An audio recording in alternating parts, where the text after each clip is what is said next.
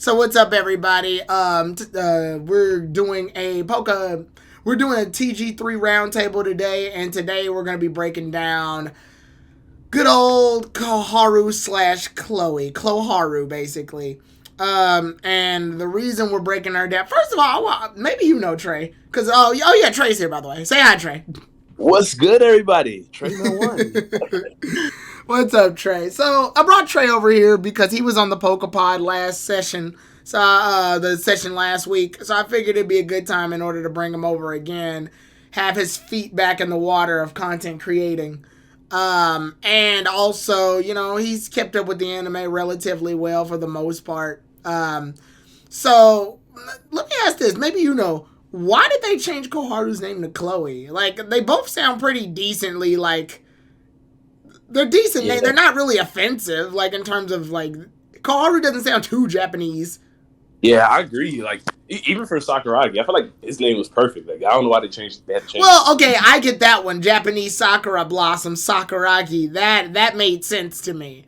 I can see why they probably culturally changed it. I don't like his other name, so I just call him Sakuragi.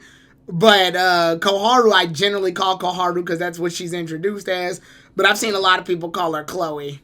Yeah, and then another thing too I noticed is, like, I was calling her Koharu for the longest, even in videos. But people who, I guess, they don't even watch the dub. They clearly watch the subs because they, watching my reviews of the subbed episodes. Right. They'll be in the chat like, say it's Chloe, not Koharu. And I'm just like, why does it matter?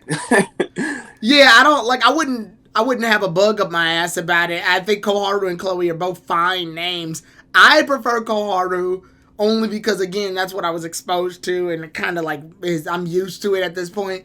Chloe, I get it when people call it. It's almost like the Ash and Satoshi thing. I can like revolve back and forth, but I mostly use Ash because, again, what I was exposed to first. But yeah, that's pretty much. I'm stalling right now because we barely got anything to do with Koharu. Hey, also, let's go, Ty. Tier 1 sub for over 17 months. Let's go. Stream probably about to take a good 10 minutes because, I think we can solve our character pretty good. Well, let's start from the very beginning, Trey.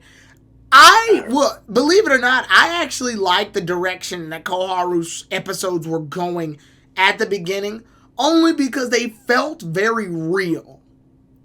They felt like very real. What do you do, essentially, when you have an entire world pretty much dedicated to Pokemon, and you've got a girl who doesn't even, like... She doesn't dislike Pokemon, but she doesn't really care about them either. She's sort of, like... It's very realistic in the sense of she knows Pokemon exist. Her father does research on Pokemon. Her friend, Go, is obsessed with Pokemon. So Pokemon rules everything around her. But she wants to just live a life. And to me, I like that approach. It's different. It's very akin to May's whole I don't even like Pokemon situation. But with Koharu, it's not that she doesn't like Pokemon. She just doesn't care. And I think that kind of like, it's very cool to have that approach to that story, because it makes you wonder, well, what's going to get her to care about Pokemon? The problem is they don't really do much with it at all. Yeah, so Trey, getting into the introduction of Koharu, what did you think of when you first met this woman? Because she does show up in episode 1, technically. Yeah, at first, I thought it was kind of interesting how, she was the one that they automatically, become buddy with Ash and stuff. So I was like, okay, it's going to be cool. I'm sitting here thinking they're going to make episodes where maybe Chloe and Ash kind of have to try and get along, or maybe she's like growing to liking Ash. But it kind of just happened, I guess, naturally. Like, it wasn't a progression. It just kind of was like, okay, she's kind of iffy towards Ash right now. But then it was just kind of like, okay, now they're buddies, Yeah, but unfortunately, Koharu and Ash's interactions are super choppy. Like, I'm not sure Koharu and Ash have a scene together, honestly. I think it might be one, and it was that prehistoric Aerodactyl episode. It's the same one I was thinking of. That's the only one I can possibly think of where they have a scene together, and that's because the plot needs to separate all the other characters away from Go so he can do his thing. Right. And I honestly thought they were going to gradually like bring her into the series. Like I know she started off as the person who didn't really care for Pokemon, but I thought they were actually gonna like bring her in to be a companion. Like yeah, she does come around for journeys here and there, but it's kind of like why? Like especially the most recent one. I get it. She had to get to Lola because Eevee had to be another Eevee. That was like the last evolution, I guess you could say. That was mostly what her character's been regressed to, yeah. Yeah. But it's just like, you know, they've been seeing many other reports of Pokemon before. You never decide to come along with them, so like why now? I didn't really understand that. But I feel like what should have happened is that Koharu should have started off not wanting to go to missions at first, not wanting to go to the missions that Ash and go to at first. And then gradually things pique her curiosity and she starts going. And then after a while, she starts joining the group as expected. Like she just does it because she wants to or expects to go. Or if Go and Ash try to leave without her, she's like, hey, where y'all going? I'm coming too. Like you see this gradual progression. But it feels like when she has to go, the plot has to stop and convince her for a reason to go every time now. Yeah. Koharu, come with us. Why? Eevee seems interested in it, right? Eevee. That's literally the reason she goes on missions now, is because Eevee has to be her confidant. Like, facts. Like there's never really she wants to go and do stuff on her own. And that's another thing. Yeah. I love the idea when Journeys was like, okay, we're gonna give Chloe a lot of stuff to do to try and find a goal. But that kind of stopped after like the first 50 episodes. It's like, you know, they did a couple things. They did the fossils. They did the performance. They did the circus. But it wasn't really enough in my opinion. Like I would have loved to see her really go down and just tackle many things. Like even some things that might not have even been related to Pokemon in a way. But then Eevee, like, or they found a way to implement them. Like I really thought that would have been cool. Yeah, but one thing I really liked of her introduction is her family. Koharu's family, to me, is the most realistic Pokemon family we've gotten. And yes, I know KG's screaming in the background right now because of Sun and Moon. But, I mean, in terms of realistic, what do you do when you take a regular household that just happens to have Pokemon in it? This isn't everybody on an island all unified together through wacky antics. This isn't a bunch of people that love Pokemon that are brought together. This is Koharu lives in a family of 4 with her little brother, her dad, and her mother. They eat breakfast, they go to school, they do regular human people shit. Pokemon also exist here too. Like it feels like imagine a live action movie that got turned into a Pokemon anime. I know it's in reverse. But yeah, like from that moment we saw, and especially with the no music, which I'm sure the English dub fucked up. But like that moment where Koharu woke up out of bed, she fixed her hair, she sat down and ate breakfast with her dad and mom and little brother, and Professor Sakuraki's like reading a newspaper while drinking coffee, and Koharu's mom is like fixing breakfast, and the little brother's trying to play with the Emperor. It felt like a real world for a second. Like a realistic family of 4 world, which we don't really see because, you know, Pokemon. Right. I love those parts of the series as well, especially with like Yamper being their family dog. Yeah. Because honestly, I feel like they dropped the ball with Yamper. Yeah, definitely. That's what a lot of people are saying. Like I remember in the beginning, they were like, okay, Yamper only seems to like Chloe. They you know, I get it. It's a World Series, so they don't really have to force like Galar content. But you have you already introduced this one Galar Pokemon, so it would have been cool at least to see both Yamper and Eevee be her Pokemon instead of just being like, okay, Eevee's here, bye Yamper. Because I don't know if you remember the most recent Yamper episode. Yeah, the one where it randomly summoned Suicune. Yeah, it feels like they just randomly made Yamper this role now. They're like, okay, you know, we had Yamper being the Chloe development Pokemon. Yeah. But now Eevee's here, so what is Yamper going to do? They turned Yamper into Bulbasaur, essentially. Yeah, and even though this wasn't really shown in the beginning parts of the series, like I get it might have happened over time, but there was no implication. Just kind of, we come back and boom, Yamper's the Bulbasaur. Which, there's nothing wrong with that too, but I just wish they kind of, you know, made it a bit more gradual. Like, we seen Yamper, because Yamper always seemed like, I get the making them the big brother, but Yamper always didn't really seem like that type of Pokemon. It seemed like I don't know. That's just how I feel. Like I feel like it was like more of it had growing to do. Yeah, definitely. No, I completely agree. Going into like her relationship with Pokemon, I remember the show did a running gimmick where all Pokemon liked her. They were attracted to her. She just didn't care about them. But they dropped that plot almost immediately. They dropped that plot before it even had the chance to move into season 2. Right. Yeah. And I feel like they could have used Go's Pokemon to help as well. Like, yeah. Go has over 100-something Pokemon at the lab. Yeah. We could have had more lab. This is one thing I kind of wish. Mm-hmm. I know they're kind of filler-ish, but I really like those lab episodes where we get to see Go's Pokemon because we get to see them interact. That's the only time we get to see them. Yeah. I really feel like they could have gave us more of those where maybe Ash and go on a mission and Chloe was there with the Pokemon. Some things is happening. She goes bonds with Ghost Pokemon as well. This way it's killing two birds with one stone. We get to see more Ghost Pokemon in action, and we get to see Chloe kind of start to like Pokemon more. Right. Then it grows their relationship stronger because then when Go comes back, or we have another episode in the future, we see all these Pokemon with Chloe now, and they're Ghost Pokemon. He's like, good to see you're going to liking the, like, I don't know, mischievous or something like that. Yeah. Ty said it would have been nice if she was conveniently very Pokemon smart and found ways to implement them into the careers or research that she explored. Orion Sword said, I believe the reason why Yamper ended up like this is because Journeys is following the trend of treating anything Galar related like garbage. Oh, yeah, that. To me, just, yeah, I liked her interaction she has with the lab assistants, too, but unfortunately the series barely tackles them either, so I think they both got one episode each, and then after that point, the show just sort of discards both of them. I mean, like, they're there, obviously, but at this point, they're background noise. It's like the show went, okay, we gave them everything they needed, now we're done with them, especially in the Kakuna episode. I liked Koharu in the Kakuna episode. That was...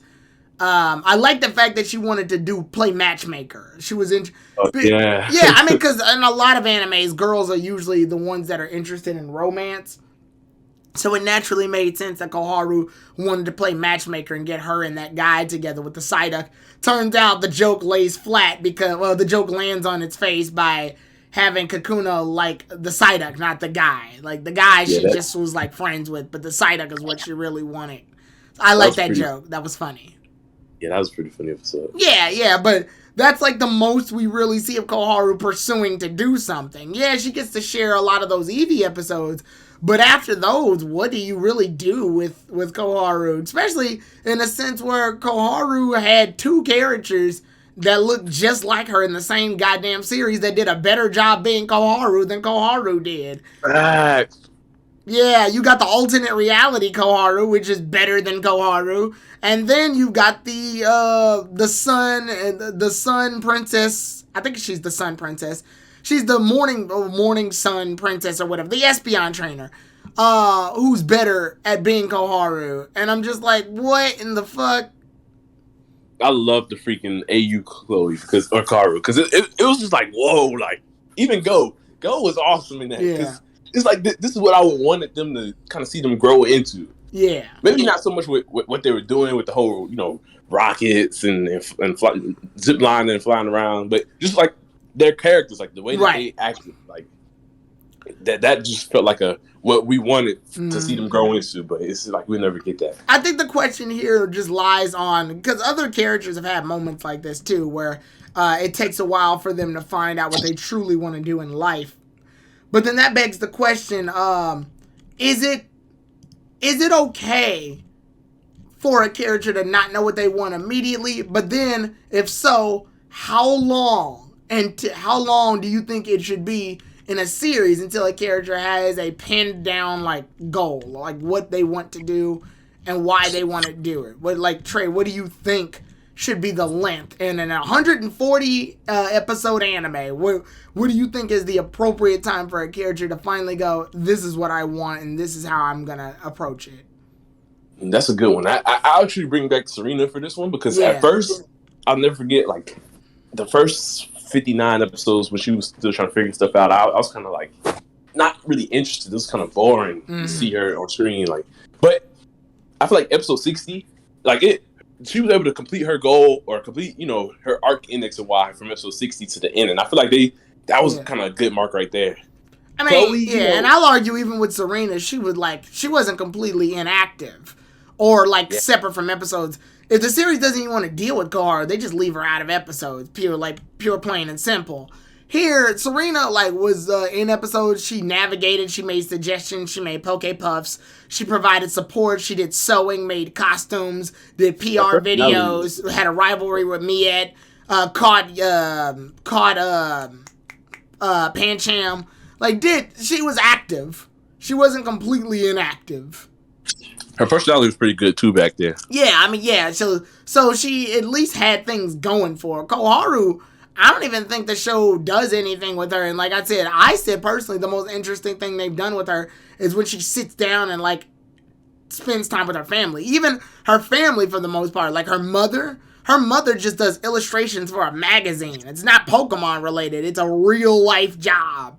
And I love that because it feels like we're watching a different anime sometimes when I'm following Koharu's episodes. People can have occupations that aren't fucking Pokemon related sometimes. Right. I forgot. I think a lot of though. One thing I would have wanted to see Chloe do was actually take on a gym, because I don't know if you remember. I get it. She didn't have to become a battler, but I feel like if she was going to do everything, right, to try and explore her options, I feel like we should at least see her take on one gym, and I feel like that could have worked out with Opal pretty good. Because, definitely. Honestly, the beginning of the series made me think Chloe was going to actually become a battler with, that whole Yamper Gengar episode, and then they had every time she was with Yamper, she ended up battling. I noticed that she was battling a lot, so I was like, maybe she may do something battle related, not become because Ash is in the PWC, so Go is catching all the Pokemon. We didn't really have someone taking on the Galar gyms, so I was thinking this was back in the early journey. So I was thinking maybe Chloe will actually have that goal where she's the new gym challenger. So we'll get to see the gyms, and she's a battler as well, but she's not like Ash, where Ash is taking on the PWC. His goal is to become world champion, strongest, but Chloe's just kind of doing this to just get stronger, figure herself out, but. When they didn't do that, when we got mid-series, episode 50, I was like, okay, that doesn't seem really likely. Yeah. But then we get the first Opal episode with the Ponyta, and then I'm like, okay, maybe she could take on the role of BD in this series, where instead of her becoming a gym challenger, she actually goes under Opal's training and mentoring, because I feel like that would have been really nice. Opal's an older lady. She probably has a lot of experiences. She was a model, I think, too. So that could have been something we could have seen Chloe try out modeling. That would have been cool. And just kind of try different things through Opal, kind of like a mentor. Because think about it. We have Leon for Ash. For Go, I mean, we don't really have anybody. Technically, it's supposed to be Gary, but not really. What's up, Donnie? Technically, it's supposed to be Gary, but not really. Yeah. So I feel like Opal could have took the mentor type of role on Chloe. Yeah. And then, who knows, maybe at the end of the series. Oh yeah, because the Tinglewoods episode was actually one of her best episodes too. Yeah, she got to experience the Ponyta. Yes, which she never fucking caught. I know, I hated that. It's just like the Dewpider. They always do them episodes where it's you think they're gonna catch this Pokemon, but nope. But no, and they deserve it. Or when Iris didn't get fucking Dredigan. Yeah. Or Ash didn't catch Hippopotas. Right. They always do those episodes every series, man. I'm getting tired of them, but it's very clear she should have caught that Ponyta. I am baffled to this day why they didn't. I guess they wanted to give Eevee more spotlight, and it's harder to do that when Ponyta's around, even though it's not. I definitely feel that getting that Ponyta. Because they have her refer to it again, where I believe Opal shows up for the cooking contest thing. And she's like, how's that Ponyta? And she's like, it's good. Which I guess begs the question, that episode did happen. Because the way they try to end it, they make it seem like she dreamt all of it. Which I'm not sure why they decided to make that approach. That was weird. Oh yeah, May and Swablu. That was another one that should have happened. Definitely, yeah. I feel like the episode definitely happened because when they came back, Yeah. They automatically knew Opal. And Go had the moral. But I don't know why they made it seem like Koharu woke up like it was all a dream or some shit. That was what a weird editing move.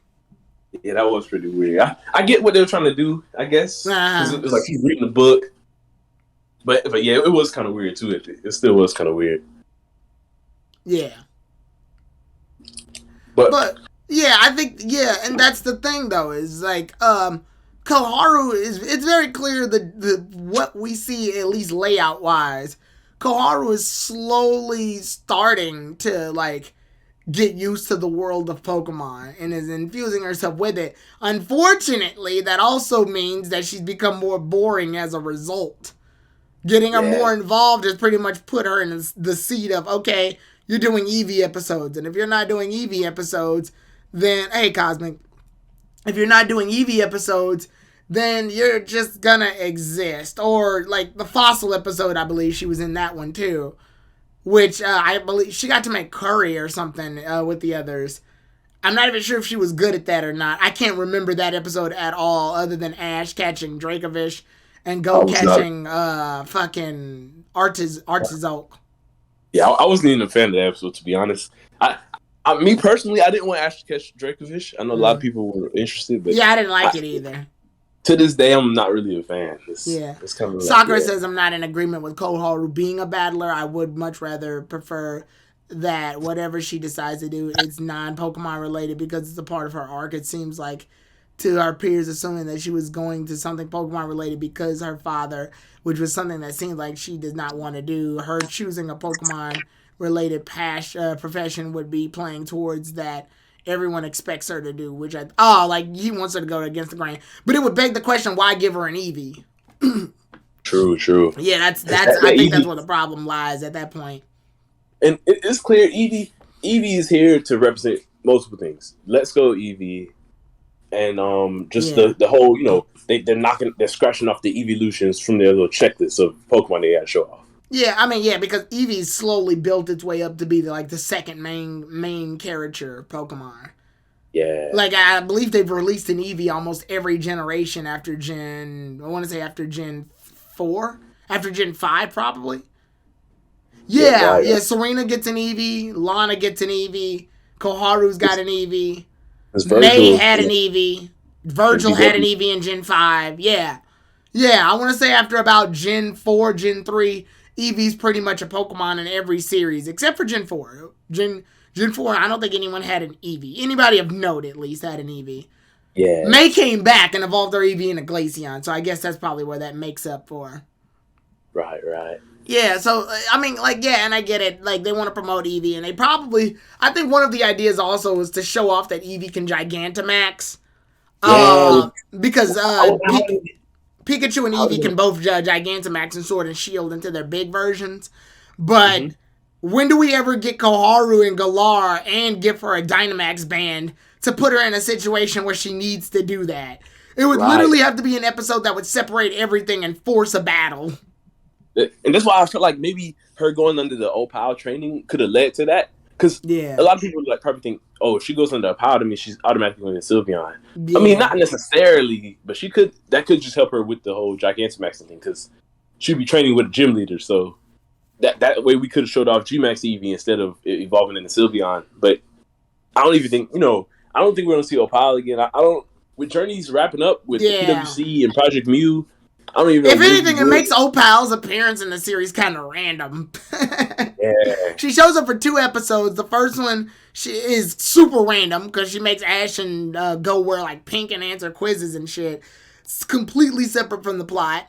And then the second episode, she just invites everybody to a bake-off because F it, why not? And now it's over.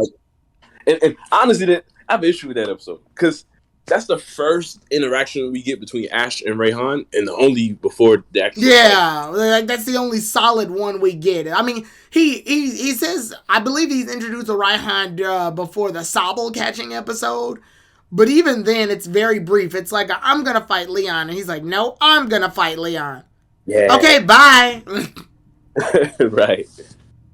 Yeah, so with this one, it's just with the characters coming in and out, and I remember an article I believe KG wrote I mean, not wrote, KG read a while back that kind of went into why Koharu's character was like this. And I believe the writers stated that they needed to develop Go and Ash first before developing Koharu. And I'm like, that's never been a problem for any of the Pokemon series. This is the only one that's become a problem with. So I won't use that as an excuse. I think I remember the article said Ash and Go's story was taking longer to develop than they expected, which is why they put Chloe on the side. Again, no. At the same time, it's their fault because a lot of episodes in early journeys we could have went without and possibly helped Ash and Go, grow even further. Like, also, there's some episodes that literally could have been scrapped in favor of Koharu development. They just chose not to.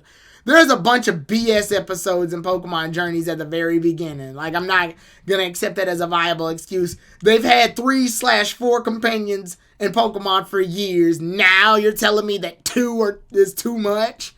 Absolutely not. Absolutely the fuck not. Ash is already established. Like, it's not like they're making a new Exactly. We know who Ash is. We've known Ash for 20 plus years. I don't think we would mind if the other characters got some development in favor of him. Right. I don't know. I feel like what happened was that they originally didn't have any bit. From what I see, and this is just from what I see as an audience member and just me looking back. From what I see, it looks like Koharu wasn't meant to be as developed as they went in to make her afterwards. Like when she got Eevee and they started making Koharu-based Eevee episodes. To me, it seems like this show was only supposed to be about Ash and Go. Then people kept realizing there was a unique female character named Koharu that just happened to be in the area. Because I wouldn't doubt if she had an important of a role as Kakuna and Reiji. Were the lab assistants. But I believe what happened was they were like, oh, people want to know more about this girl. Damn it, we got to make more about this girl now. Well, it's tough to say. That's what it feels like.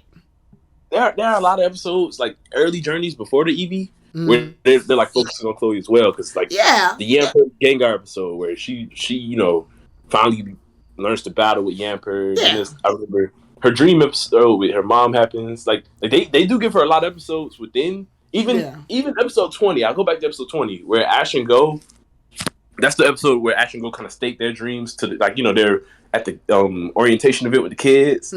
Like Chloe is kind of there, and I feel like Ash and Go are teaching the kids about wanting to have goals and stuff, but I feel like they also were trying to implement teaching Chloe about this as well, which I feel like they were trying to go further with Chloe, but then they dropped the ball, and then I don't know. It's really weird with the writing because like I said, I feel like when she showed up at the beginning, they didn't want to develop her as much, and then later they were like, "Oh, we have to give her some development because it'd be weird for this to be the only girl in Pokemon to not really have a background or a story." Yeah.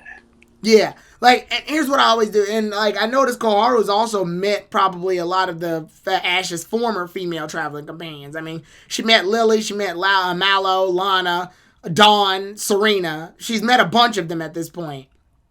My thing is, it feels like what they're trying to do is she's trying to borrow a little bit from each of them and compile it to this character. But unfortunately, by the time she does that, it's too little too late. And when I always look at characters that return, I always try to see, are they better characters than they were when they showed up? Like, are they characters that have clearly grown in a matter in which, oh, this is not the character that we were introduced to? I always say that May is the best returning female character because when she shows up, she is completely grown. She takes control. She's a lot more, like, adjusted to how she is as a person and even does some of her old stuff, but does it in a better caliber. Like when she tells Dawn's Piplup to use Bubble Beam on purpose so that Blaziken can use Fire Spin to create the combo that she made back at the Grand Festival. Only this time it's a better version of it because now she's had more time to refine it. So, like, you can clearly see her growth. Even with Serena, Koharu refers to her as Miss at the beginning of it all because of how strong and how confident she is. This isn't the same Serena that was getting up out of bed complaining that she has to leave. So it's it's very clear they've evolved as people. If Koharu comes back in the next series, what do we get out of her? What exactly do we get out of this character that we didn't get from the very beginning? I feel like what they may do is she finally gets a goal, but it's like the last episode. And that's gonna suck. Yeah, because everything we get out of her at that point is gonna be completely off screen. Yeah, it's like we didn't even get much of her on screen in Journey, so it's like it's gonna be kind of mixed. She'll come back with a new evolution. That's what everybody keeps saying too. Oh, what's up, Zach Toshi? God damn it, Zach. It's good. What's up, trainers? But that's the thing though, is just when you're looking at it with Koharu, I think, because like I said, my favorite parts of Koharu, like we discussed earlier, were the very beginning where she literally was living in this world devoid. She was living in this world that had Pokemon, but she was devoid of Pokemon, which I feel like had a better chance to have her explore what is necessary. And then a lot of people are saying Yamper should have basically just Professor Sakuragi should have just gave Yamper to her at this point. It's very clear. I think from the moment he couldn't command Yamper to use an attack and Koharu had to be the one to do it, was the moment that Yamper should have just belonged to Koharu. I don't at that point, even her little brother, I believe, is complaining that Yamper only listens to Koharu and not him. So at that point, what's up, Mid-Mat, by the way? Which that makes his story so weird, where now he comes back as the Bulbasaur, when it's it was pretty clear, they were establishing. Yeah. Because it's weird, because Yamper goes home, or at least I thought he would. So I'm guessing now he just stays at the lab. I guess he just stays at the lab. I don't know. It's a lot of inconsistencies. It was Mr. Mime. I thought Mr. Mime would have been the Bulbasaur, if anything. You know what? I completely forgot about Mr. Mime. It is gone. It is devoid into the. I think he went back with Delia, probably. I don't even know. I think Mr. Mime went back home with Delia. I think that's what happened. The last time we saw it was when Go got Grookey. Really? Yeah. Wow. Grookey came in and just stole Mr. Mime's spot. Also, thank you for the 30 viewers, people. Yeah, I think that's what happened too, now that I stopped to think about it. And freaking, Yamper was Mr. Mime was last seen in episode 70s, in the 70s. Damn.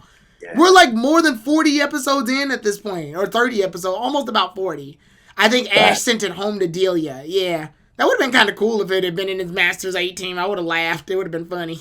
I honestly would have loved to see Ash use Mr. Mime one more time in the series. At least for another PWC fight or a couple more. Right. Because I like the idea that, this is Ash's first Psychic and Fairy type, I believe. So, it's not a part of the main team, but it would have been cool every once in a while where Ash may call out Mr. Mime just for some assistance in battles. Now, I think it's really bad when people are starved for character development and interaction, when you see moments that have potential that people hope for a lot and it never comes to fruition. Like, for example, when remember that episode with the Feebas, the little girl on the Feebas? Yeah, I do. I believe that episode kickstarts with Koharu's little brother asking the others for assistance. Mm-hmm. And Koharu's in the episode because I guess her little brother's there, so she has to be there. So it shows a shot of Ash, Go, Koharu, and Koharu's little brother.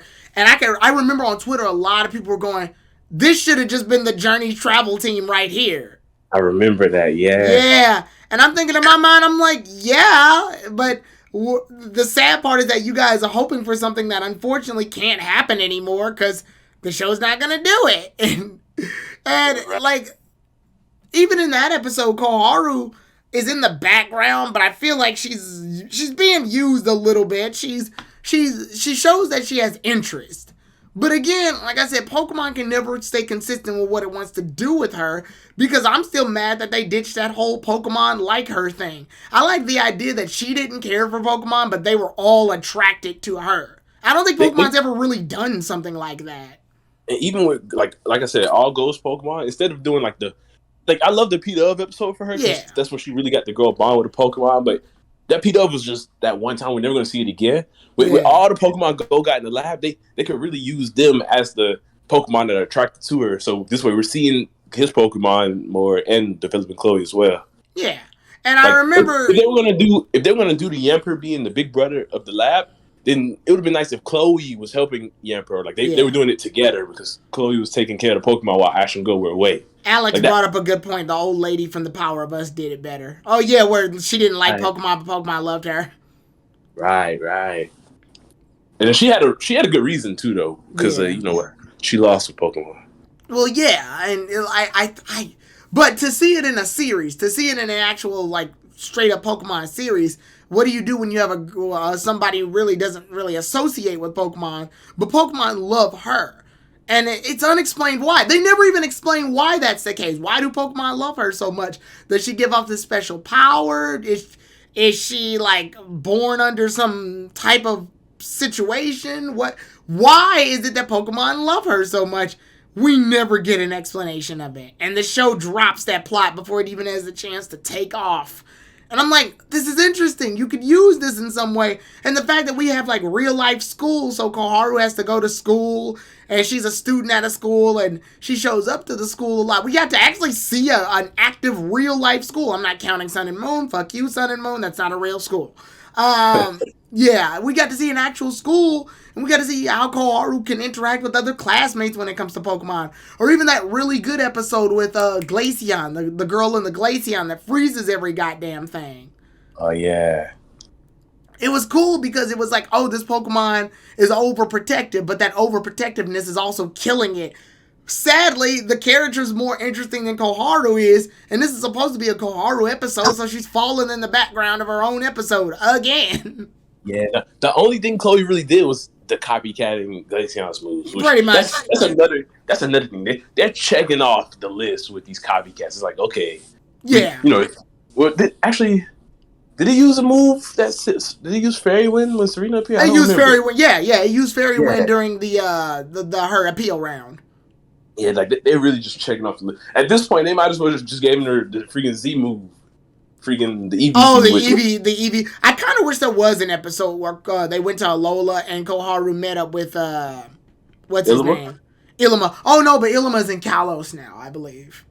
Well, no, I think he went from Kalos to Alola. Oh, well, I don't know where he is now. The show didn't sort of just decided not to put him in anymore. Yeah. Because, that would have been kind of cool because that's like somebody who uses all the powers of Eevee, so... Goggle said plot twist, she just gave a cookie to a Pokemon. Now they all want cookies. Because reasons? ? Yeah, I feel bad for Kana Hanazawa's her voice actor because she mentioned she wanted to be more involved with the series but is not getting it. I'm guessing that's Koharu's voice actress. Dang, I didn't even know about that. Yeah, that sucked. I mean, when you got people wanting... I remember they said that one thing back then when Dawn's voice actor said that, too. They were like, I wish Dawn was, like, used a little bit more in the episode where I came back as Dawn. Because, yeah, she doesn't. She doesn't do anything. And when Koharu meets her, like, Koharu shows to be vocally annoyed by Dawn's behavior at the very start. Like, Dawn is legitimately pissing her off. It's because Dawn is just like Ash and Go in ways, like, you know... Yeah, but she knows that. She knows Ash and Go at least. She doesn't know Dawn. Dawn just comes out of nowhere, falling in the forest, doesn't know what the fuck she's doing. Piplup comes in, eating soup that they prepared. And then she gets annoyed at Dawn because Dawn wants to play around rather than go forward. Whereas throw that parallel towards Serena. When she meets up with Serena, she's meeting up with Serena because Serena has been like causing a lot of buzz because of her Sylveon. So she's already popular. And at that point, she's training, so it shows that she's sharpening her skills. And she tells her about her experiences, so she gives her an idea of what's going on and why it's happening. And she tells her she was just like her, so she can be relatable. And Koharu refers to her as Miss, which shows she respects Serena, not arguing with her like she did with Dawn. Yeah. Serena really was a good character. Yeah, they introduced her so damn well to the point where the character currently respects the character from before. She doesn't respect Dawn until much, much later when Dawn pretty much all she does is make a giant whirlpool happen in the sky and goes, oh, that's pretty cool. Yep. Yeah. Honestly, I wish they could have combined Well, we know why May hasn't appeared, but I would have loved if they could have combined Serena and Dawn. Yeah. At least in terms of the whole contest thing, and maybe they could have threw May in there, but she just not have a speaking role. Like maybe we could have seen her perform. Like you know. Mr. X says Pokemon tend to gravitate towards people that don't like them because they want to be loved by people. They think if they surround the individual more, they'll grow to like them. Okay, so, and that right there, Mr. X, you've instantly made a better plot. Pokemon gravitate towards people who don't want anything to do with them because they want to be acknowledged more by people. Like Pokemon are just about as interested as people people are Pokemon. So that right there is immediately a better plot line than what Journeys has given us, which essentially translates to Koharu didn't like Pokemon. Pokemon like her. We don't know why she doesn't, and suddenly she likes Eevee because the show says she likes Eevee now. It's just, yep. Yeah. What was the reason that she liked Eevee specifically? I can't even remember. Like Eevee was like in a lab. And it couldn't evolve and just ran off. Because I feel like what they're trying to do is they're really trying to make Eevee like Chloe in terms of, Chloe doesn't know what she wants to do. Oh, yeah, that's right. Same with Eevee in its evolution. They didn't know what it wanted to evolve into. So it's like Eevee is the Chloe in Pokemon form. But I feel like Eevee does better in the series than Chloe herself because most of the times when they go out on adventures, at least in the beginning, it was Eevee who was like, let's go. And Chloe's like, okay. Like Eevee is the trainer, if anything. Right. Like, Eevee has all the control of Koharu's plot in terms of that. And then she just has to, like, tag her along sometimes. And like we said before, it feels like whenever an episode starts, it's because Eevee wants to be involved in it. So I guess it's time for us to start that episode. It's just, it doesn't come off good. And if we, like, look into it, how many episodes has Koharu exactly gotten in this series so far? It's not a lot. I can take a look right now, actually. Yeah, definitely. Yeah, go ahead.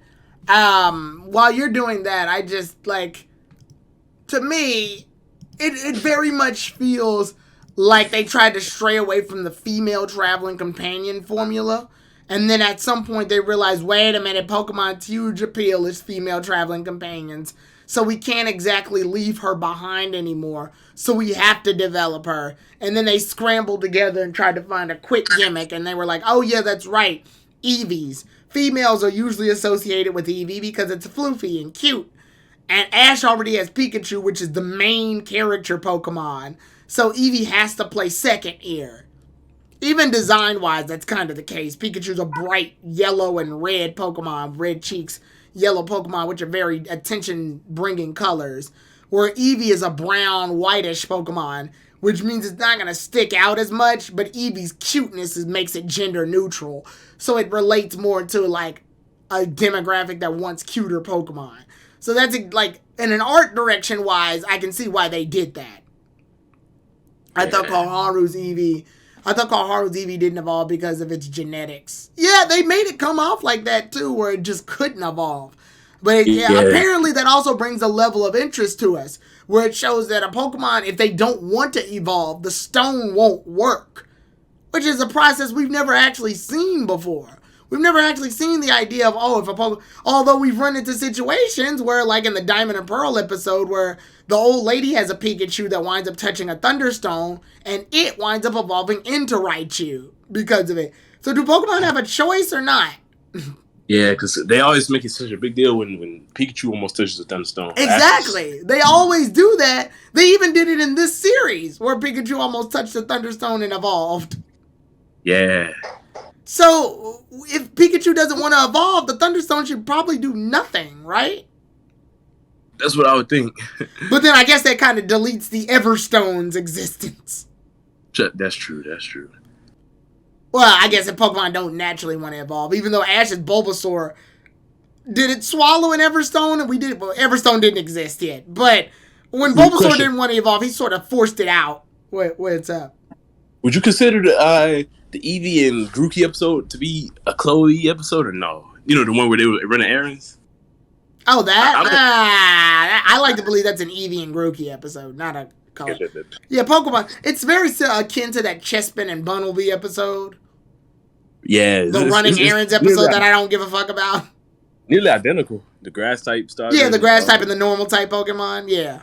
That's kind of, I count it as that. I feel like Pokemon can sometimes just have their own episodes, like that stupid ass Pikachu and Mr. Mime episode. Right. Oh, which again, that dives into our Koharu thing. In that episode, Ash goes, Koharu really laid it on me. What? Koharu doesn't know you well enough to even do that. What's up, Rex? Yeah, I remember that because that's back when they really weren't cool. So it was just exactly like Koharu barely knew who Ash was at that point. So when Ash goes, Koharu really laid it on me, I'm like, Koharu barely knows you. I remember that. That was so random. Well, they wanted to have someone scald Ash on his treatment of Pikachu, but they couldn't use Go because Go doesn't do what, like, Go doesn't know his own Pokemon well enough to, like, have that happen, because Ash had to go on him about how he was treating Reboot not that long ago. So it was already clear that he's not qualified to tell Ash how to handle Pokemon. But Koharu is less qualified. Also, I counted it up, and she has about 12 focus episodes. 12? Yeah. And we're at 100, what, 13, 14? Yep. Now, there were some episodes, like, she was more involved in, like I mentioned, the group of Eevee, but that isn't really her focus. Like, yeah, she plays, like, a secondary role. Yeah. There's only really 12 I can count where it was her development. Yeah. Lighting as how I would make her better. Trey, that's a good question. How would you make Koharu better first? You can answer that. Oh, that is a good question. Well, I was just going to say real quick, and most of them are Eevee-focused episodes still, like, the evolution ones. Yeah, like that one dude, the surfing dude with the Vaporeon that I completely forgot about. Yeah. How would I make her better, though? I mentioned a little bit of it earlier before. The battler thing, Yeah, the Opal, things like that. Even if she wasn't to become a battler, I still feel like she could have at least gained something from the Galar character. Because, this is technically the Sword and Shield series. It's not really that, but Galar is the new thing involved, so it would have been nice to kind of see how Opal could have helped Chloe develop. Even to maybe train the Gigantamax Eevee. Even though, why would she need to train it? Or I know that they just really want to show it off at the end of the day, but it could have at least made a bit more sense where, she's like, okay, I'm looking for a gym leader replacement. Actually, this is how it could have went. She's looking for a gym leader replacement. She takes Chloe in for a little bit, but Chloe sees that she doesn't really want to be a gym leader or a battler. So in the end, she ends up dropping out. But it kind of shows Opal's like story, because I remember in the game she's like, oh yeah, I went through so many different trainers, but BD was the one. So it could have been a way to set up for a BD appearance later on at the same time while still giving Chloe the development and knocking out the whole Gigantamax Eevee thing. Now, they probably didn't want to do the Gigantamax Eevee before showing off the Evolutions too, because I feel like the reason that Lana was the last Eevee character that she met was to show Eevee can just stay an Eevee, and I think that's the route they're going to go with. So it's just like the timing of everything too, which they probably could have got through it sooner if they didn't have a lot of BS episodes like the Marsh Tomb and a lot of the filler that they could have focused on Chloe. Yeah. Another thing that I'll probably add, it's a lot that they could have did with Chloe that just really. I might have to think more on that. If I had to pinpoint her to a specific one, I guess you can go along the lines of that school thing that she's been going with anyway, and make her a teacher. Not a Pokemon teacher specifically, just a teacher. But she realizes the world of Pokemon exists. And by understanding Pokemon, she probably understands people a little bit better too. So she grows up and becomes like a teacher, or somebody who can like learn as much as she can and then teach as much as she can to people. So it's like a school that combines people and Pokemon a little bit more. Because the way the school works, at least from the school that Go and Koharu attend, Pokemon can show up, but they have to be outside the whole time. Yeah, at the park. Until it's time for the kids to go out. I think that's like the rule. So I would have loved an idea where it's an open school where you can just bring Pokemon into classes and do stuff. And she teaches both people and Pokemon about stuff. Or like something, like a Unity situation. That would have been nice. Yeah, I just to follow the theme of what's going on. And really, a lot of these are what people mostly hope for. A lot of people, I know just off the Twitter, as well as the anime community, they have hopes for Koharu. They want her to go a specific direction. We're freaking 114 episodes in, and people are like still having wishes for what they want Koharu to do. And to me, that's not good at all. That's not even remotely good. I kind of even wouldn't have been against the idea of her learning researching with Sonya. That would have been nice. But then that leaves the question, what would Go do? Because Go was trying to learn that too, but it's clear they took his direction towards the chaser thing with Mew, which I'm not sure if that's relevant or not. You can really tell they didn't have a decisive plan. Oh, no, definitely not. I think Journey's introduced these characters and then threw out ideas and then realized those ideas were hyperbolic, so they had to like focus more on solid goals. But by that time, we're so late in the series, Ash is the only one who's relatively consistent. Yeah. Like, I know you talked about Go already last week, but yeah. Have you noticed he doesn't even catch Pokemon anymore? Like, they just he stopped. He freaking stopped catching Pokemon he catches some here and there, obviously, for the Project Mew missions, but he stopped randomly just catching Pokemon for the sake of catching them. Yeah, it's so random, because it's like, I get it, Project Mew's goal to get to Mew, but what happened to that whole thing in the beginning where catching every Pokemon would help me lead to Mew, because he has every gene. Like Mr. X said they didn't know what to do for like 90% of things. Orion Sword said, hell, Ash Gold started in episode 13. Yeah, the PWC wasn't even introduced until episode 13. That's so true. Because Ash was there. He caught the Dragonite. He battled in the whole episode, and it's just kind of like. I think they felt like they were too afraid of what their idea was originally supposed to be, because let's be honest, how many Professor Sakuragi missions have Ash and Go done? Not a lot. Not a lot. Mostly when they have an episode, it's because Go wants to catch a Pokemon, and it just happens to be in an area. But they've never been tasked many missions except for, like, the occasional Ash and... When the narrator goes, Ash and Go have been instructed to go to this island, because this thing happens with Slowpokes. Yeah, that's so true. They kind of dropped the research facility. Yeah, they're sort of just living at Professor Sakuragi's place rent-free now. That's true. I mean, yeah, they I guess Sakuragi gets to, like, see all his Pokemon and... Yeah, he gets to, like do some, like, research on the Pokemon Go's caught, but even then, the show doesn't really, like, want to show you that. You know how, like, at the end of each episode, they have Professor Oak kind of, like, do an analysis on the Pokemon that was introduced in that episode? Mm-hmm. They don't have that with Sakuragi. You would think they would to get him more involved in the series a little bit. Yeah, it wouldn't be in the episode directly, but it would show that he's at least, like, doing research with the Pokemon. Sakuragi, to me, just seems like he just sort of is the adult responsible to let Ash and the others live here.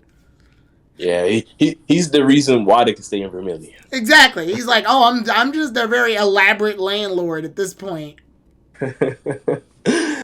That does feel like the case. They say you should have just been Project Mew, and Koharu should have been the main companion exploring with Ash to learn more. Finally, she decides what she wants to do, Pokemon related or not.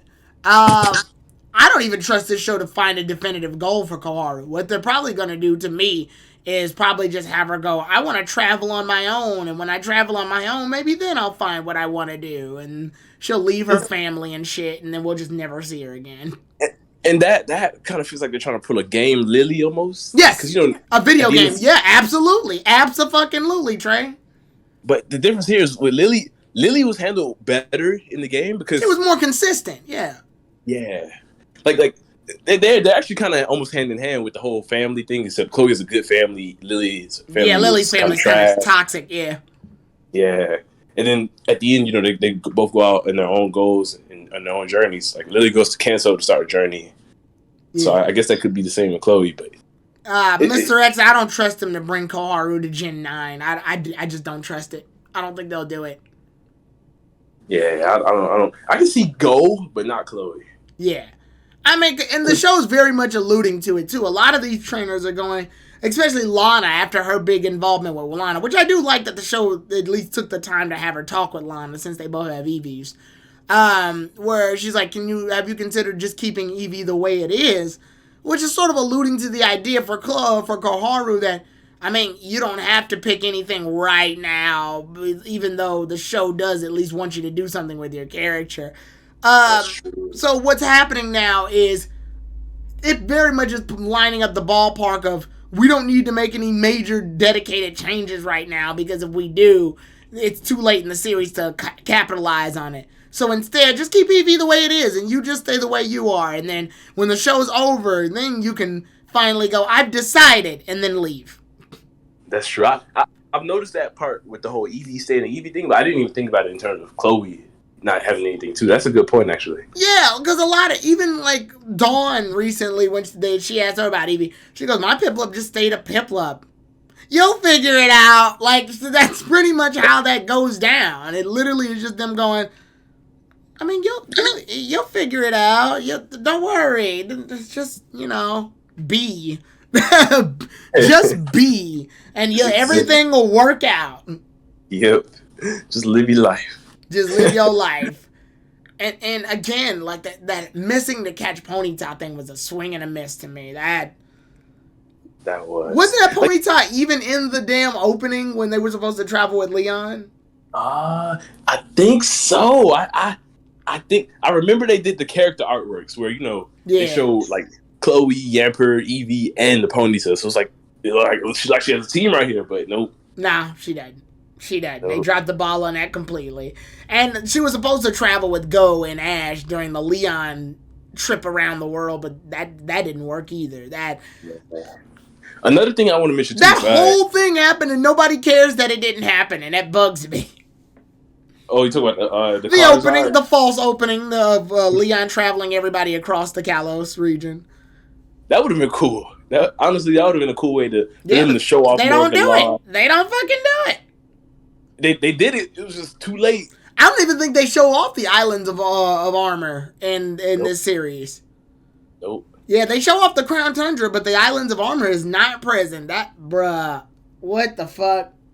I know, and we're probably never gonna see Cub Fu. Honestly, Cub Fu would have been kind of cool too. Oh, definitely. Like, for like Chloe, I know everyone was thinking Ash and Gold might have caught it, but Cub Fu's that Pokemon that it can't decide. Well, you have to decide an evolution for it. Now, yeah, she probably wouldn't evolve it because I don't see her with her. Yeah, and it would have been cool to see her like master like martial arts discipline or something.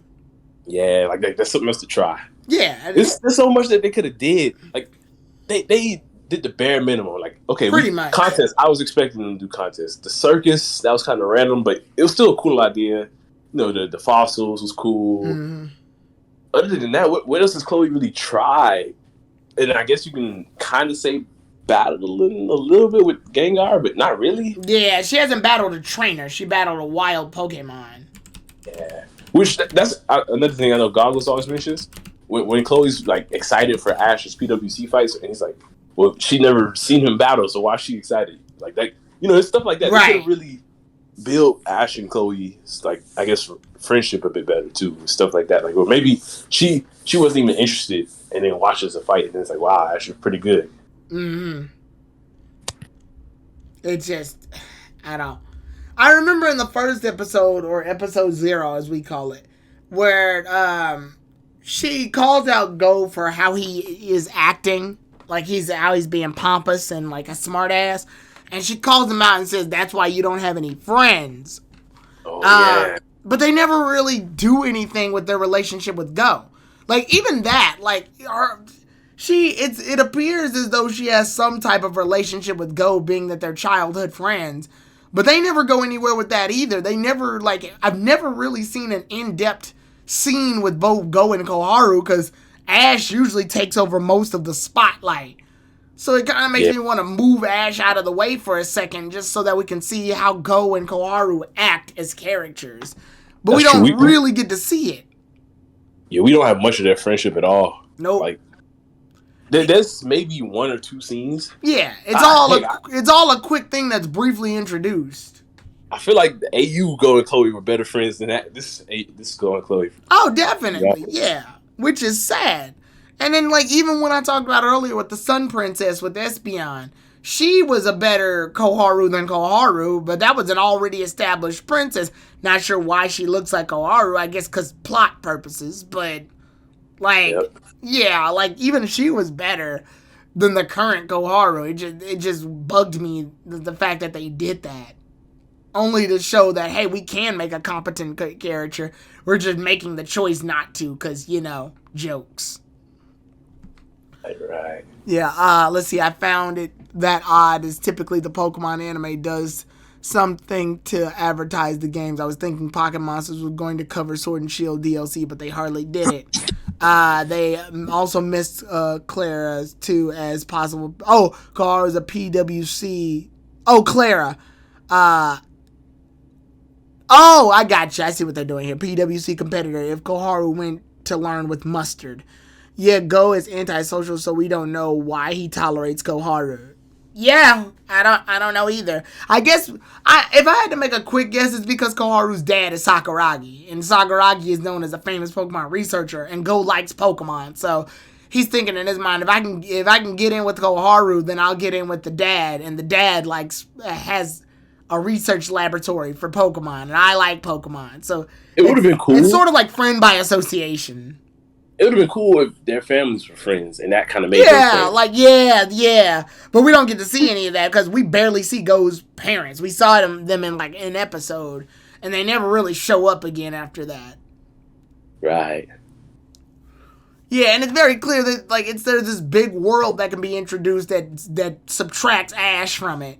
But unfortunately, the show's never gonna go deep and explore it because fans want Ash and Ash-related stuff. And when I watched Go's episode with his family, before Ash shows up in that episode, unfortunately, or the episode with Koharu and her family, in my brain, it's very clear there was a world happening that doesn't have Ash in it. And it felt a little refreshing. It was nice. Not even in a bad way, but it felt refreshing in the sense that we were like, okay, there's very clearly a different world than the world that we're familiar with in Pokemon, where real shit technically happens. It's just that Ash has been in the series so damn long, we've been so used to his antics and his world and his layer of what the anime is supposed to be. Like, Ghost was interesting because his family was always so busy working. Yeah. Like, his family's too busy working. When he comes home, he's got, like, this computer with, like, a bunch of monitors on it. His grandmother does, like, I think she does dancing or something, like a dance contest. Karaoke. It was karaoke, thank you. His grandma does, like, a karaoke concert. They all wind up getting there, and they drink soup. Yeah, they have to, like, eat soup because, you know, it's cold outside. And the parents do regular jobs. And so just like Koharu's family, they do like the Koharu's mother does illustrations, and one of the illustrators broke her arm, or sprained her arm, so she had to fill in for. I was like, this is a very real world. This is a world. This is what people normally do. This is a real life situation with Pokemon in it. And then when Ash shows up, it all goes, oh yeah, that's right, Ash. His world feels very separate than Journey's original world, like the world Journeys was originally trying to bring in. And I think what happened between all of that was fans really wanted all these callbacks and returns and all this necessary shit that makes the show a love letter to the fans or whatever. So what wound up happening was that we had to reintroduce Ash's world, but while as much as I like Ash's world of Pokemon or the anime that Ash has been in, it also starts bringing some of its own little problems that make it distant and fantasiic from the world that we're known, at least from what Journeys has. It almost, to me, if you look at the Koharu and her mother episode, the episode with Koharu's mother, I would argue that's the least Pokemon episode I've ever seen, but not in a bad way. It weirdly feels real. It almost felt like I was watching a whole different anime at first. I was like, holy shit, that's right, this is Pokemon. Yeah, facts. Even down to the episode, the original Tokyo episode, where Ash doesn't appear at all. Yeah. Yeah, not, even though... Yeah, you can feel it. You can feel the level of difference between when Ash shows up and when he's not there. Yeah, that's true. And go ahead, Trey. I was saying, kind of, I guess, theory. Just kind of off topic of the whole world thing. Yeah, go ahead. But it's in terms of Chloe. So Chloe was also with Go when they met Mew. Yes. So do you think that means that Chloe's gonna come for like because you don't forget the Project Mew finale is the Chasers going to the island, but they said friends can come too. Do you think that Chloe's gonna come along for this? I'm not sure why friends can come along. I thought the point of Chasers was that they were the only ones qualified to be in the areas where Mew is. I'm not sure. I thought they said like because I remember in the beginning of Project Mew when Go was he's like, oh yeah, your friends can help you. It's good. We encourage that, which is why Ash was coming out for during the missions. I remember that.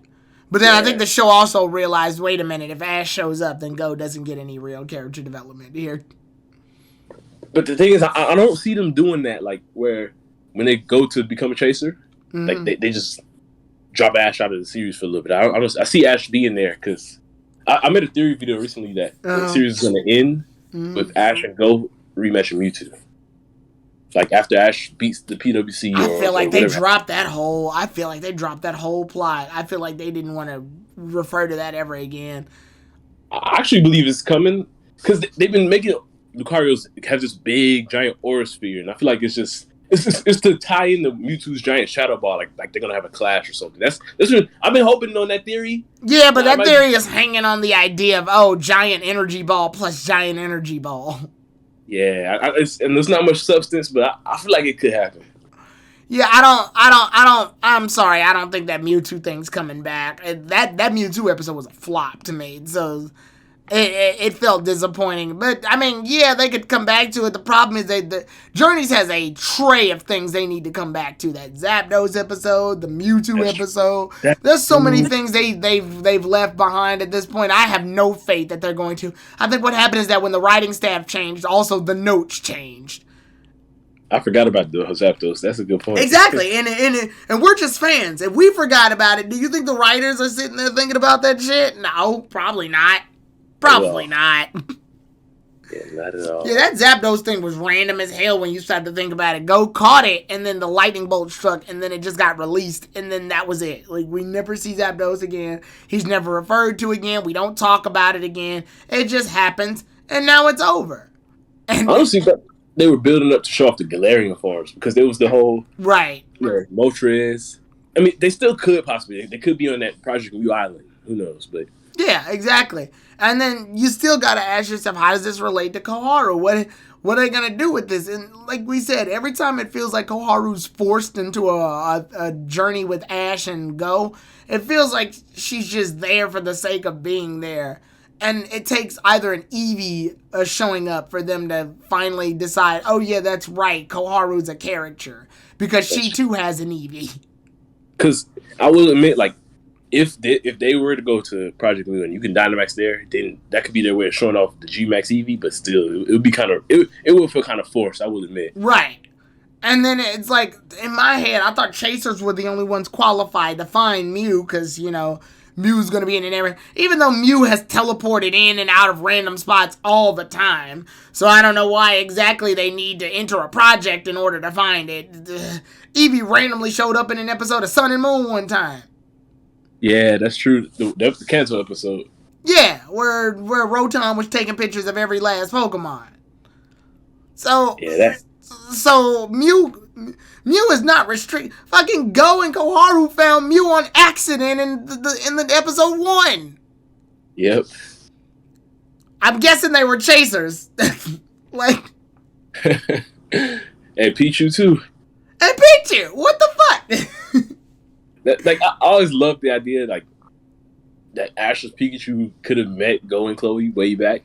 Like, I don't know, that's just a little thing I mean, I like. According to that backstory, they were close to each other. They just never met. True. And the only thing that connected them was the Kangaskhan father. And the Mew, yeah. But even now, like it's a stretch to pull, because a lot of what we've been talking about, I know it's supposed to be a breakdown of her character, but a lot of this video has just been us discussing what she could do. We're in episode 114.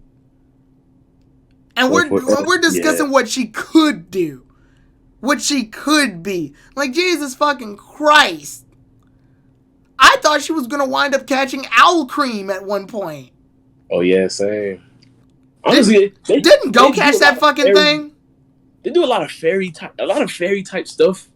Seems to be related to Chloe. The Sylveon, because she's girl, the character. That's true. But honestly, it further kind of backs up that whole if she could have trained without power thing, in my opinion, too. It would have been nice.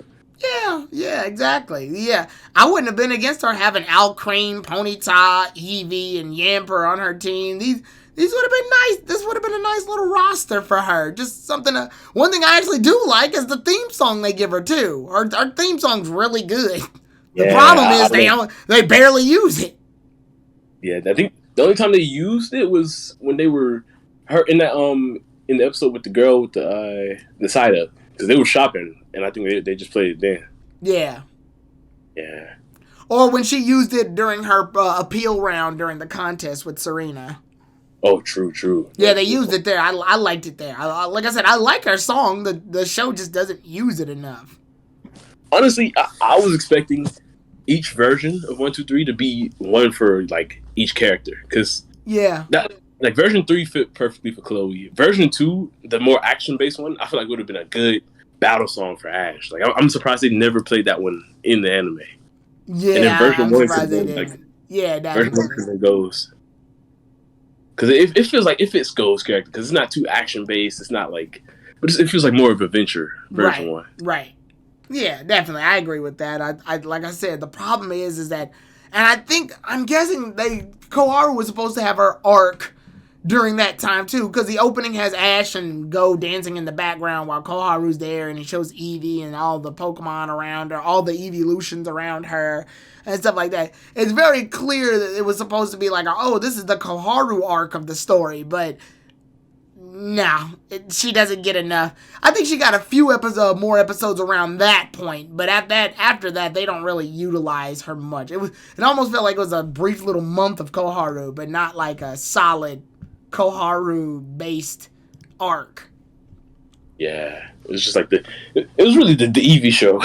pretty much, yeah. And that's I think that's just the sad part, is that there's not much that can really be done with this character. She just sort of exists for the sake of existing, but that's only because Koharu, they've not done much with her. Like, they can't. Every time they try to throw out an idea, it feels like they have to immediately take it away for no other reason than, oh, well, we don't want her to be doing this or dedicate ourselves to this. And we had to do some last minute writing for her, regardless of the fact that we've done writing for everyone else at this point. It just, yeah, definitely. You need the Handyman Plusle and Minen episode to take over for the Koharu development. Totally. Yep. Oh, no, even better, the blue Pokemon episode. Man, fuck that episode. I completely forgot that existed. That was so stupid. Like, that's honestly, I think that's the worst episode. What did she do in that episode? Well, she wasn't really in it. I'm just saying, they had that episode instead of a Chloe focused episode. I thought she was in the blue episode. She's in it. She just doesn't do a goddamn thing. Yeah, It's like, what does Koharu do in this episode? She's in the episode. Oh, okay. Nice. Yeah, let's read some of the comments here. Probably one of the only times that the Pokemon world feels real. Reggie Giga's plotline was gonna lead somewhere. Yes, Trey, I'm not the only one hoping for Mewtwo Strikes Back. Oh, okay. I forgot about the staff change. I remember Tokyo. Tokyo's a good point. Actually, it's 113 we are currently in. Oh, okay. Bede could have been the fairy boy if they actually brought him in the anime. Koharu has a theme song, ? Friendly reminder that Go caught a shiny Voltorb. Oh, yeah, that's in the blue episode, I guess. Yep. And then after that, and the completely... Oh, never mind, I'm a lie. Koharu did do something in that episode. Because Team Rocket showed up, so everybody had to do their designated use an attack on Team Rocket role. Oh, yeah. And I think Eevee used Copycat and copied some other move. I can't even remember what it was, I'm going to be honest with you.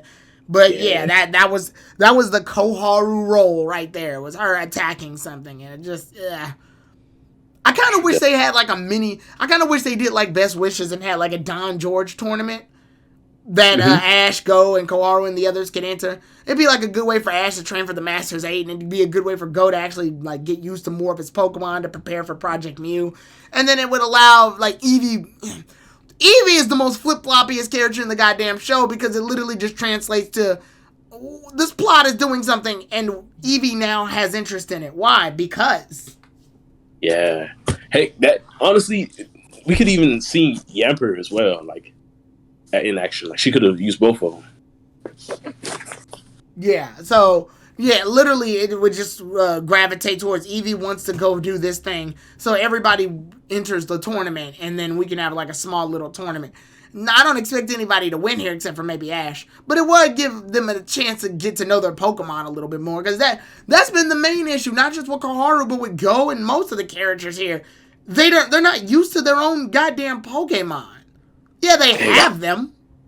I'll even say to Ash to some extent, because other than Lucario, the Journey's team, I mean, I'll say they've been doing good with Gengar recently. And Dracovish and Surfetch recently. But again, that's the same point, is that it's recently. Yeah. Like, Dragonite hasn't really... It's just been the tank all this time, and then it comes in and loses, which... It's like, okay, cool. I'm glad he's actually using it to train against Paul, but... I don't know, I just feel like Dragonite really could have used more. Dragonite, Surfetch, Dracovish, they all could have used more. Yeah, Dragonite's whole thing right now, and I think the biggest problem is that Ash caught Dragonite as a Dragonite. He didn't get the chance to train it up from Dratini, Dragonair to Dragonite, because one of the things that Ash excels at is making a weaker Pokemon stronger. Mm-hmm. So, if we had seen it from the beginning, we would have a little bit more clarification. Most of the Pokemon that Ash catches are already at their full, like, forms. I feel like they could have still did good with Dragonite on his own, though, because they gave Iris to Dragonite, but it was strong, but that Pokemon still had like growing to do. Yeah, Ash Dragonite wasn't rash or anything, but maybe they could have did the thing where it was like it was too, I guess, like it was pulling his punches maybe or something. Yeah, exactly. They briefly have that as a plot point, which Iris sort of like kind of fixes, but after that, it's over. It's straight up over. Like, that's not a problem anymore. The Dragonite is the gentle giant mon that just sort of kicks ass when it needs to. There's never any problem between the two. And that Iris episode happened after the Koharu episode, which means Dragonite was able to just beat Lucario with weaknesses added. It's so stupid. Yeah, it doesn't have enough development. I did not like that, the creative fight. Exactly. It's just a problem. And I think that falls back in with Koharu is like, unfortunately, Eevee has more development than Koharu does, simply because Eevee shows that it can like change its interest at a drop of a hat. But even that seems kind of funky, because it's like, okay, we have a regular episode, and Eevee suddenly is motivated, which is great to be that it's motivated. It's easily motivated, but it also means that Eevee is gonna have to change its mindset every episode to appeal to what's happening currently, so that Koharu can be drug into the plot. Right. And that's just uncomfortable. It's not good. It's not comfortable writing. It feels like forced narrative for no other reason than we got to get her more involved. Look, see, she was in a bunch of episodes we forced her to be in. That's a good point. Yeah. It's a mess. And like, honestly, like let's go backwards for a second. Instead of what we want her to be or what we could have done to make her better, how would you have introduced Koharu exactly as a character? Like what do you think her introduction should have been? Instead of the whole not being interested in Pokemon? Yeah. Like, what do you think would have been a better alternative for her? That's tough. Because, honestly, like, now that I thought about it, mentioning the whole game Lily thing, Chloe and Lily do share a lot of similarities. They're well, Lily's not the professor's daughter, but she's in the game. She's staying with Kukui, so it's like, in a way, it's like she's taking in the research because she was staying with Kukui. Maybe if but then goes being a researcher. It's okay. I'll try to make a suggestion. If it were up to me, I feel like it would have been interesting to have Koharu feel like she's doing a lot of her normal everyday routine, but she feels obligated to do them. Going to school, making sure that, going to school, taking care of her little brother, her hair, because that's important to her, I guess. The show decided that was important for her. Like, all these things she feels like she's obligated to do, and she wants to find an escape from it all. And then Pokemon shows up. And then she's like, oh, the more I know about these Pokemon, the more free I feel. I feel like I'm a lot less chained down by the world, the routine world that I'm stuck in. That honestly sounds like a good story. Yeah, so like now the world doesn't feel so stagnant, because I guess like the beauty of why people want Pokemon to be real usually is that level of escapism, that fantasy, that way to break out of the norm. You're stuck at your 9-to-5 job or your classes at school, and every day feels like a wake up, do your thing, and go back to sleep situation. Pokemon are different. Pokemon break that pattern, and thus by proxy, she doesn't really quite know what Pokemon are, and she doesn't really know if she wants to be interested in them at first. But everybody around her tells her how great they are, so she gives it a shot. You mentioning this reminds me of the scene from I Choose You, the movie, where Ash was like in that school predicament, and he had to kind of find Pikachu again to break out of that reality. Yes. Like, he's in the nightmare. Yeah. Yeah, definitely. Yeah, and that's exactly what I would have had her explore, is what is the world of Pokemon. That way, even if she becomes a researcher like her father, it feels like a natural growth towards the world of Pokemon. Or she could be an on-field researcher. What those are usually professors that go out and explore the world on purpose. So Ash and Go no longer are a part of Professor Sakuragi's research team, because Ash went off to be the champion of the PWC, and Go's went off to be a chaser. They're essentially done with their jobs at the institution. Koharu becomes a researcher at the institution, only this time she's an on-field worker. She goes out into the world and travels to each region to study Pokemon herself now. That would have been cool. It would show that at least then our character is going somewhere. And it started off with Eevee, which is a Pokemon that has multiple different pathways, and thus she has multiple different directions she can go to explore the world of Pokemon and what it does, how it works. She's the one taking all the missions now. Go's the one following his dream to catch Mew, and Ash is trying to be a Pokemon master, or whatever the hell video game comes out to force him to do whatever the hell he needs to do at that moment.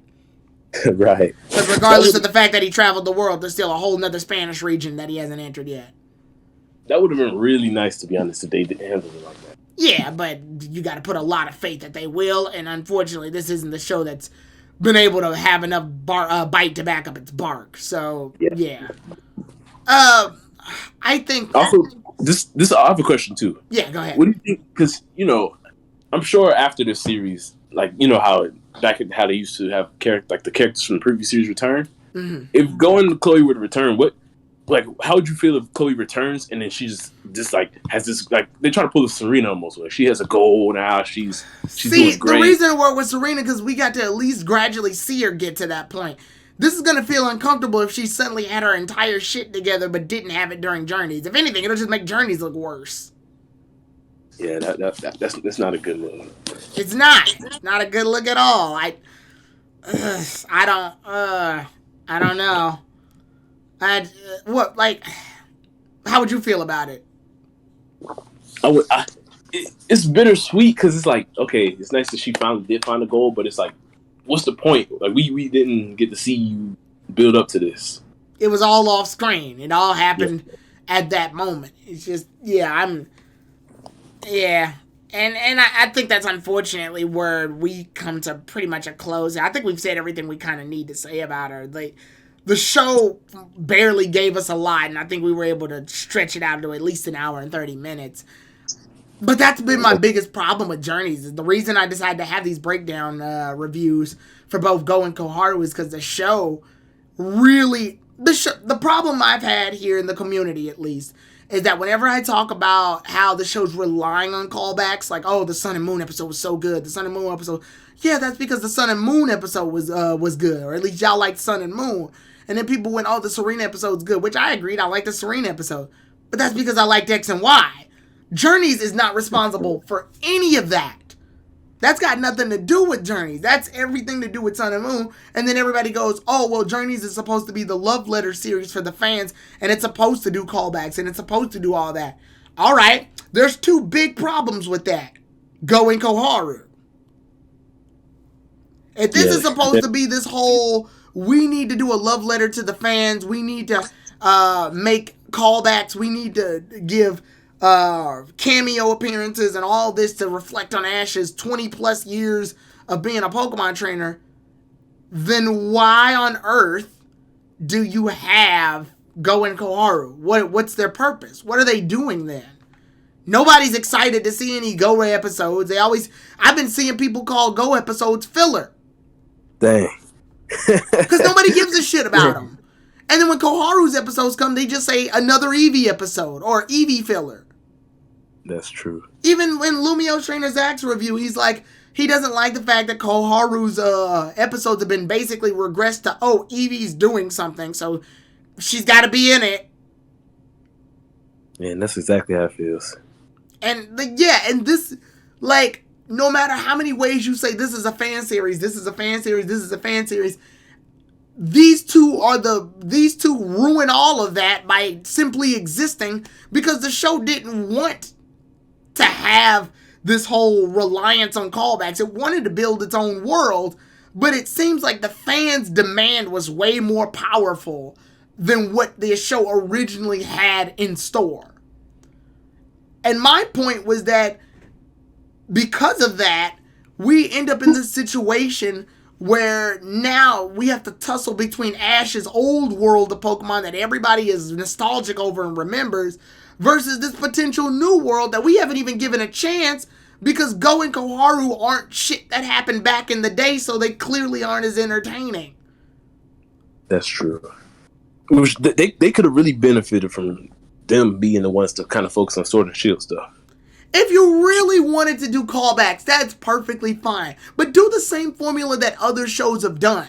When other shows do callbacks and love letters to the fans and stuff, they bring the old stuff at the end.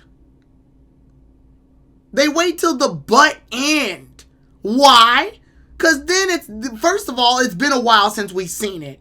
2, it's not as expected. So when it comes back, it's like, it's a shock moment. And 3, it shows that towards the end, we're using all of our reserves, we're using everything we've got, and we're bringing it to the forefront to gradually combine with the stuff that we've established now. It's a nice, smooth transition into the older stuff. May didn't show up at the beginning of Diamond and Pearl during her return. She shows up towards the Wallace Cup, which is like the final ribbon that Dawn needs towards the Grand Festival, if I'm not mistaken. Yep. And that was such a good return. Exactly. They don't go to the Battle Frontier while they're in Hoenn. They go to it after Ash is done with the Hoenn League. So they can go to Kanto and reminisce on all of Ash's old stuff while combining it with the stuff that May has already gathered from Hoenn. And even when Dawn first returned, even though she didn't have much contest things to provide, it was still cool to see, like, she came after the Unova, like the Unova League. Yeah. Now Brock and Misty came early, but honestly, I don't mind how they handled theirs because Brock and Misty were there to help kind of push the Sun and Moon characters forward. Well, yeah, that also Let's Go Pikachu and Let's Go Eevee were coming out, so unfortunately, yeah, video games and shit. Yeah, but honestly, I like when characters can return and push the current characters forward too, because then that's another way of like doing it. Like they could. My point being is that what they do is that they establish their own world first. Establish your own world first, then bring the old stuff back as a way to combine it. A safe transition. Don't throw it all in at once, try to juggle it with new characters and expect people to have the same love for these new characters as they do these old characters. That's not going to work out. You want to know why I don't agree with that? Because most of the time when Ash's old characters come back, Go and Koharu are just sort of standing there. Very true. Especially recently with Go. Go didn't even talk to Serena. I don't think he doesn't talk to Serena. I wouldn't doubt that during Ash's fight with Paul, Ghost just gonna stand there. He's just gonna be there. He's just gonna stand there and go, huh? Ash sure is stronger. Oh wow, Ash sure had some strong rivals. Yep. Like, a lot of the role has been relegated to Ash and Koharu, to Go and Koharu going, ooh, look how powerful Ash is. Yeah, and the only thing they probably will do is they'll probably have, Ash be telling Go about the whole Paul story when in front of him. And like, that's what Go is. He's also he's what they're supposed to using as the fans, I guess you could say. Right. Who's watching the series. Like, he's there to be the explanation. He's a spectator in his own series. Yeah.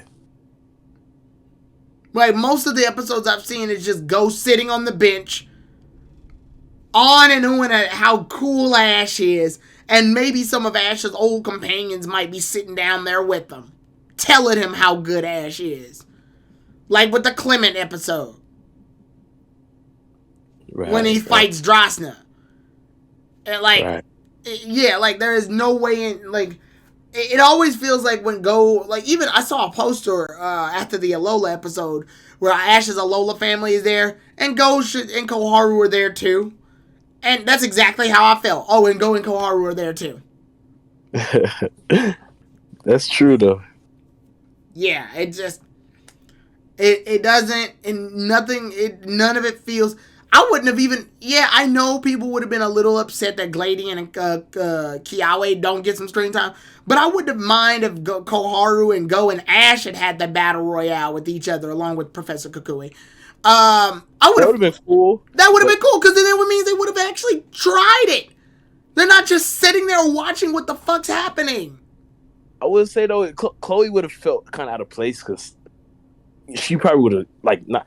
At least I'll say Go can handle his own now. Like, he probably would be able to. Yeah, but even then, the plot has forced himself to be able to handle his. I still feel like Go's a shitty battler. I don't care. Because there's no good transition as to how he becomes good at battling. Because remember, in his first episode, he loses to Haj or whatever his name is. Yeah, he loses and then wins his first battle off fucking screen. I hated that. Oh, I hated that so much. Like, what the fuck? He wins his first major battle against Hitmonchan, and we don't even get the chance to see it. So when does Go become a good battler, exactly? That's true. Like, that would have been a fight I would love to see. That could have been its own episode. And with Koharu, we do at least get to see her command Yamper to the point where it can fight off Gengar. So I would imagine if Eevee's interested in the Battle Royale aspect, then it may want to enter that type of fight. And then it at least gives Eevee a chance to do it. Or they could have given Koharu a Z move or something, but they don't do any of that. They don't do any of that. They could have given Go and Koharu Z crystals and Z rings and just to try it out. Have Eevee use the breakneck blitz move, which is the normal type one. Something very simple. Or even the Eevee Z move, where this time around all Evo the power boost, yeah. Yeah, this way all the, like, I guess you'd say all the Eevees that she's met, the Evolutions, are given their power now. Like, that would have been like a and then you could have had Kiawe teach Go and Cinderace how to use the fire move. Yeah, that's true. I remember there was a line that, like, he was like, they wanted to battle again in the Sophocles episode, so that would have been cool. Exactly. That would have been cool for him to learn that move or something. And then just get to get Go and Koharu involved in the Alola family a little bit more, rather than just showing up, watching Ash fight a big fight where they all call him the champion and leave. It's a great moment for Ash. It's a terrible moment for everybody else. Very true. It's just like, I'm sorry, that this character, to me, Koharu isn't as bad as Go, weirdly enough. I will say that. Really? Yeah, oh yeah, definitely. You want to know why, though? And here's the bad part of it. The reason is because they've given Go more to do, and unfortunately he's flopped in doing most of it, or it feels rushed or out of place. Koharu's been given less to do, which means, unfortunately, yes, she's given less to do, but fortunately, it also means they haven't fucked most of it up. Yeah, that's a good point. Her inactivity has weirdly made her better, because at this point, it's up in the air what she can do. Go wanted to catch every Pokemon, but they realized that was way too much. So they had they've had Ghost do so many things. It's kind of scary. He's a researcher apparently. He wants to catch every Pokemon until he doesn't. And then he wants to do Project Mew, which is the jankiest Project Arc season I've ever seen in my life. Yeah, it's weird, especially when you look at certain stuff. Like Tokyo had got 8 tokens, and we saw him get 7 on screen. He got the 4 from the Articuno, and he got the 3 from winning the what's it called, the Battle Royale. Yep. And then he only got 1 off screen, so he only had 3 missions, while Go had 7 missions and only had 7 or 8 missions, and he only had 7 tokens. So it's like the whole scaling was off, in my opinion. Exactly. And I even made this apparent when after KG's reaction. Go has 7 tokens, but wound up being one of the chasers because he passed his mission. But Gary winds up with 15 tokens at the end, which means this mission was worth 3 tokens. That means everybody else in Project Mew just apparently had their foot up their ass and did nothing. Yeah. That's the only way that works. I will say this: there was the 2 options of the footsteps and the catch the Reggies, and the footsteps was a nod to finding the source of justice. Exactly, but that's the question though. Did any people who did that mission, did they pass that mission? Did they fail that mission? Literally, if anybody passed that mission and got 3 tokens, they beat Go. That's true. So that means everybody failed that mission at once. That's the only way that works. That's the only way that works. Yeah, that's true. I wish they did that too, is that they showed these Project Mew characters earlier. Because Project Mew always felt like, okay, it's just kind of Go doing it. But then at the very end, they wanted to show, there's other people here too. There's other chasers. Yeah. Omnitrix said something about Eevee too. That Eevee, I believe Lana's Eevee is supposed to be the Let's Go Pikachu and Let's Go Eevee because you can cut its hair. Koharu's Eevee, I think, is supposed to be the Sword and Shield Eevee. Well, I was going to say, Chloe's has the whole tail. Yeah, the heart tail too. Yeah. Yeah, it's supposed to be the Sword and Shield Eevee. It has the Gigantamax. It has the heart tail. It's supposed to very much be that Eevee. I think that was the point, at least. It's them trying to make Eevee a popular Pokemon by proxy, pretty much, is what they're going for, I think. We should expect to see Eevee every series, just like Lucario. Yeah, at this point, I think that's the direction we're going. I think that's what it's coming down to. Heck, even in the Power of Us, there was the Risa with her Eevee. Yeah, I mean, I'll debatably say even that Risa's Eevee was pretty well written. Yeah, it was pretty well written. The Sword and Shield wasn't based on Let's Go. Wasn't based on. Yeah, okay. So yeah, they're both based on the Let's Go Pikachu, Let's Go Eevee concept. Sword and Shield's Eevee is basically the concept of what we carried over that Eevee to this and make it so that it can turn into the giant fluffy Eevee. But yeah, I mean, because video games and DLC shit. Yeah, I mean, I think, Trey, we're about done here. I think we pretty much beat this horse to death. Yeah, I think that it sounds like so negative to Chloe, but it's just it's the writing. It's the writing, yeah. They haven't done much with her, and like I said it myself at the very beginning. I liked the world that Koharu was in because it felt like it was real and super realistic and had Pokemon in it. But the show never doubles down on it. When replacing the writers, they unfortunately replace some of the good stuff too. Right. Yeah. So I don't know, Trey. I just. Do you think, let me ask this, do you think they'll do anything with her now that she's seen all the EVs at this point? The only thing I could see is her Gigantamaxing, but it's like, how would they do that? Because they would have to force a plot in Galar, and then they would have to force her to get a Dynamax ban. Yeah, that's true, because at least with Go, we haven't even seen him use the G-Max Cinderace, which I was expecting, but at least, he can because he has the ban. But Chloe, you got to give her the ban. You have to make her fight something. It's a mess. Maybe Project. That's what I'm saying. Maybe Project. If she comes along Project Mew, because I feel like for some reason I have a theory. Mm-hmm. I don't know where the island's at, but I feel like it's going to be a Dynamax spot. I feel like that whole. You seen the last episode, right? Yes. So you know how they had that weird Dynamax Regigigas. I feel like that's going to be like that's prepping up for that Project Mew, where maybe they have to fight the Regigigas before. Find a Mew, or they can get to Mew. So yeah, maybe it's going to be a Dynamax spot, and that's where we'll finally see Cinderace and maybe Eevee. But it's just they had to force so much. It's not going to really feel justified. It's not gonna feel genuine. That's what it's not gonna feel. It's not gonna feel genuine. It's gonna feel like they had to scramble a bunch of stuff together at last minute because they were too busy playing for the first half of the series. Yeah. Yeah. I mean, with me, I mean, if we're talking that Gigantamax Eevee plot, the only thing I could possibly think of is, they dropped the ball on it because they did the Zamazenta and Zacian plot too damn early. Too early. That's what it all boils down to. That's why Riolu and Reboot evolving so damn fast felt weird to me. Wait, I did realize this though. What? They could still do something in Galar. Because don't forget, Rose never actually turned himself in. He's on the run. Yeah, but at that point, we're reaching for Rose at that point. That's true. But honestly, I could see it. Yeah. I thought they were going to do something with it. And they still could, because in terms of the games, right before when you take on the Pokemon League, right before you fight Leon, Rose, attacks, but there's no alternatives to attack now. So it's like, what could they do?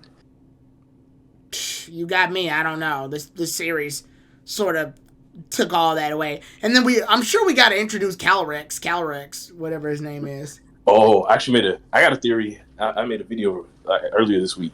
I feel like Calyrex is going to be Leon's Pokemon. Like, really? A king for a king. Like, I made a Leon's team prediction video. And yeah, but Calyrex is too damn strong. Gigantamax Charizard and Calyrex?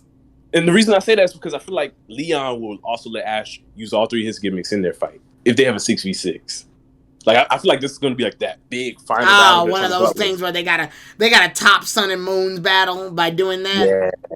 Like, and if Ash is going to use all three gimmicks, then Calyrex could fit in there because, Pikachu could possibly fight Calyrex this way. Because honestly, I don't like this. They're building up Charizard and Lucario to fight. It was originally Pikachu versus Charizard, but then they switched it to Lucario. Yeah, and since they switched it to Lucario, I feel like if Pikachu beats Calyrex, that would be a nice enough win for it to be in that fight still and not take away from Lucario versus Charizard. Right. I mean, yeah, but how many things can you throw at a fight before it starts to feel like a fan fiction battle? True, that's the whole journey, so to be honest. That's true. That's honestly true. That's the sad reality. And even then, we diverted from Koharu. Like, what's her role here exactly? Yeah, that's so true. She's gonna witness like I said, it's a big problem because the show is afraid of its own cast. And the show's afraid of its own cast because of fan reception of how the older cast was. And I'm like, the older cast is fine, but this isn't their fucking show. It's their show. It's Go, Koharu, and Professor Sakuragi show. It's not Lana, Kiawe, Lily. It's not their show. It's not Serena's show. It's not Paul's show. Even in the writing, from what I see from the summary, they said Paul wasn't even originally supposed to be in that episode. What was supposed to happen, it was that Ash was supposed to go back to Professor Oak's lab and train with his reserves. That would have been a good episode by itself, actually. Yeah, but then people wanted Paul to show up so fucking badly that he just sort of shows up. Even in the summary description, he just shows up. And then people got mad when I pointed out how silly it sounded that he shows up, because the way the summary describes it is that suddenly Paul just shows up. Like, why is he in cancel? Yeah, it feels off. And then people got mad because they're like, why are you judging it before you even know it? I'm judging it because, again, it sounds vague. And then when I said it sounds vague, people go, well, it's supposed to sound vague. It's a summary that's trying to keep it a secret. I said, no, keeping it a secret would have been Ash trains with his older Pokemon in Professor Oak's lab, and suddenly an unexpected rival appears. That's keeping it secret. That's a summary that gives a synopsis of what the plot's supposed to be and intrigues the audience on what may happen. Not suddenly Paul shows up. They are banking on Paul because it's so convenient. He's here with 3 of the Masters 8 aces to train Ash. Exactly. It's so convenient. Like, it's just like the Greninja. Right. Go catch this Froakie. Then they make Froakie have a big focus in this following episode with the Grimer in the water, just for it to. I guess you say it had enough screen time as a Froakie to evolve in a Frogadier, even though it didn't. For Ash to then realize, oh, there's Greninja. Yeah, he seen a Frogadier earlier in the series too. Yeah, in the blue episode. Yep. Why didn't he say train with Greninja then? It's almost like now it's necessary. Yeah, I'm telling you, this show hangs on the plots of like very thin strings. It's all so convenient. Exactly. It's artificial. It's an artificial narrative with no real story attached to it. Yet they try to pass it off because simply, oh, I remember that stuff from a long time ago. It's trying its hardest. It's pulling in audience members with tears, hoping that people will just live off of the idea of, oh, I've seen these shows before, so automatically the series is immune to harsh criticisms. And I'm here to say it's not. Like the biggest thing that most people look forward to is when Ash refers to his older Pokemon or older companions. Nothing about Go is liked, for real, and nothing about Koharu is liked. And when it is, and then I counter how bad those are, people want to like come in and say, oh, well, that's because the series didn't have time to. That's a bullshit reason. No matter how many ways you write it down, that's a bullshit reason. Honestly, if you know how people make like, I've even made like a ranking video of companions once. Honestly, if they were to make a ranking video after Journeys and include Go and Koharu, I feel like Koharu would be at the bottom of everyone's list because I wouldn't even consider her on the list, to be honest. She's barely a character, right? Yeah. Yeah. That's a bad thing. You want to end the series with a collective agreement of this character sucked. Right. No. You want to have at least some things you can say, oh, I remember this. I don't want to go out the series saying, oh, I remember the Eevee, but not the character who owned the Eevee. Yeah, and a lot of people even said this at the beginning of the call, was like, are there any Koharu stands here? They were making a joke about it, but the reason they're making the joke is because it's very clear she's got no real fans here because she's barely a character. Because the show didn't want to commit. And then it goes off and makes this excuse. Honestly, saying nothing would have been better than trying to say, oh, we were too busy focused on Ash and Go. All that tells me is that you couldn't have enough like writing skill to focus on 3 characters at once and a series that's focused on more than 3 characters.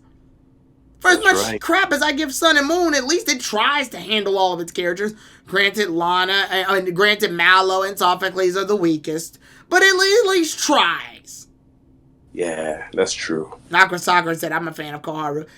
I'm going to disagree with you, Aqua. I know it's your opinion, but you want to know what I think? No, fuck that. You want to know what I think you are, Aqua? I think you're a fan of the potential that Koharu could bring. I think you're a fan of the idea of Koharu.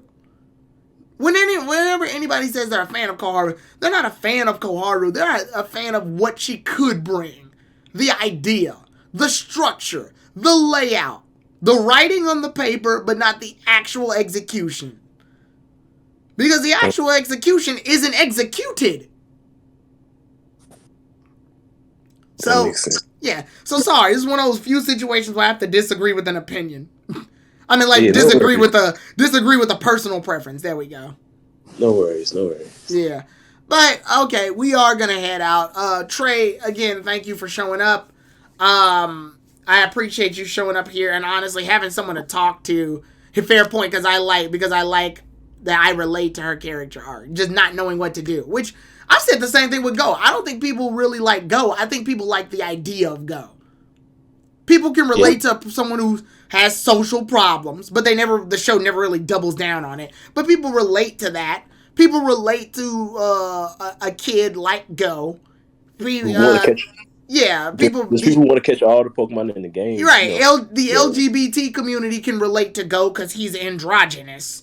A non-binary or whatever they want to say. So yeah, people like the layout of these 2 characters. These 2 characters bring out an idea. They're head scratcher characters, as in, ooh, what if? But they don't really like the characters, not what the show has given us. True.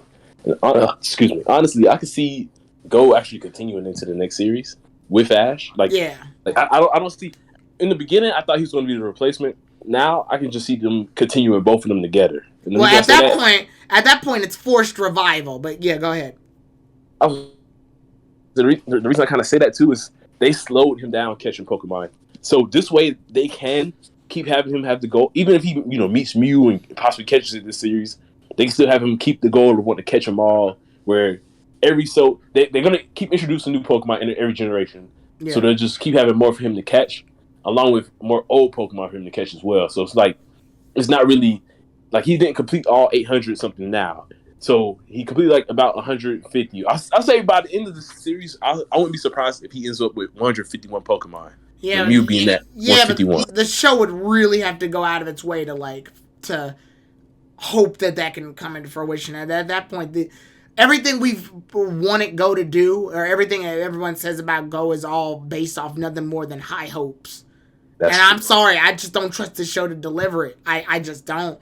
We're at episode 113 currently. Like, you gotta really pull in some shit in order to make this happen. To me, this is worse than when Sun and Moon realized they had a Pokemon League, so the trainers had to have fighting Pokemon. I mean, not fighting types. I mean, Pokemon that can fucking fight. Yeah. Which, honestly, I think they handled some of those pretty good. Like, I'll say Sophocles and the Vikavolt stuff made Sophocles a bit more enjoyable for me.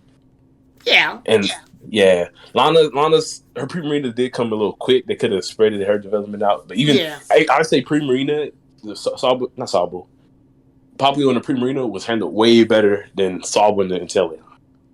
Oh, yeah, definitely. I mean, that's because they had more episodes to really utilize it. Where it's here, it just, I'm sorry, it just feels like they had to rush everything together at last minute. And then people are praising the show now. And even now, the show's identity is, oh yeah, the show's getting good. Why? Because it's bringing back the old stuff. Yep. Because the new stuff wasn't good enough to hold its own. In the Masters 8, Leon is the only new character in the Masters 8. Everyone else is old that we remember. Yeah. I'm sorry. This ain't it. And so sadly, Koharu and Go are just going to be those ones sitting around watching Ash through the Masters 8. It's not. I would even be more insulted if they probably don't bring her towards the stadium. She's probably going to watch the Masters 8 via the TV that Sakuragi and the others are watching, which to me would be the biggest middle finger too. The summary actually, I think, confirms that. Well, they don't mention anything about Chloe, but they talk about how Ash meets Hop, and then him and Hop battle, and then Hop and Go decide to watch the fight together. So they don't even. So Koharu's not even mentioned. Yeah. Which Hop is that character. It's funny how they introduce Hop now to be that character just to sit and watch the fights with Go. Cause stupid. It's so Goku has someone to talk to, and he can. Yeah. He doesn't sit by himself. Yeah, and so that he can actually still be, like, I guess you could say, interactive in the series, because the issue before, like you said before, they would come, but they wouldn't interact with the other companions. They would just kind of be there. Yep. So Hop is like, okay, we have someone Go can interchange, conversation with. Right. About Leon, Ash, this, that, and the third. Right. So, yeah, it's a mess. Go and Hop are essentially spectators in a series that probably should have implemented more of their character development than anything else. But because Ash and because the fans, here we got Koharu watching this from TV at home, not doing a damn thing, and Go and Hop just simply being a witness to what's going on. And people aren't really going to care about that Project Mew stuff afterwards. Yeah, and that's the sad part, because I make videos, and my comments be like, oh, like I always mention, Project Mew is going to be the series' finale. Everyone like agrees that they don't want that. They're like, that sucks. I've seen some people say they hope that this Masters 8 beginning is just the beginning, and they do Project Mew, then come back to the Masters 8, which would make sense, but it's like.